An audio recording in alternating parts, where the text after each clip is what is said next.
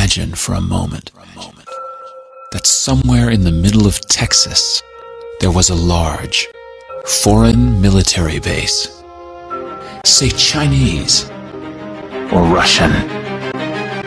Imagine that thousands of armed foreign troops were constantly patrolling American streets in military vehicles. Imagine they were here under the auspices of keeping us safe, or promoting democracy, or protecting their strategic interests. Imagine that they operated outside of U.S. law and that the Constitution did not apply to them. Imagine that every now and then they made mistakes or acted on bad information and accidentally killed or terrorized innocent Americans, including women and children, most of the time with little or no repercussions or consequences. Imagine that they set up checkpoints on our soil and routinely searched and ransacked entire neighborhoods of homes. Imagine if Americans were fearful of these foreign troops and overwhelmingly thought America would be better off without their presence. Imagine if some Americans were so angry about them being in Texas that they actually joined together to fight them off in defense of our soil and sovereignty because leadership in government refused or were unable to do so. Imagine that those Americans were labeled terrorists or insurgents for their defensive actions and routinely killed or captured or tortured by the foreign troops on our land. Imagine that the occupiers' attitude was that if they just killed enough Americans, the resistance would stop, but instead, for every American killed, 10 more would take up arms against them, resulting in perpetual bloodshed.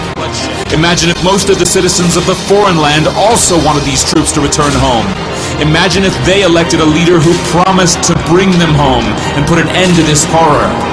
Imagine if that leader changed his mind once he took office. The reality is that our military presence on foreign soil is as offensive to the people that live there as armed Chinese troops would be if they were stationed in Texas. Shutting down military bases and ceasing to deal with other nations with threats and violence is not isolationism. It is the opposite. Opening ourselves up to friendship, honest trade, and diplomacy is the foreign policy of peace and prosperity.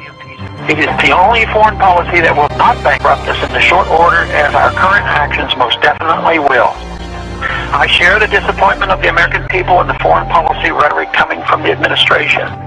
The sad thing is, our foreign policy will change eventually, as Rome's did, when all budgetary and monetary tricks to fund it are exhausted. Click here to learn how Ron Paul is America's strongest presidential candidate on national defense. Or get involved and click here to learn how to register to vote in 2012.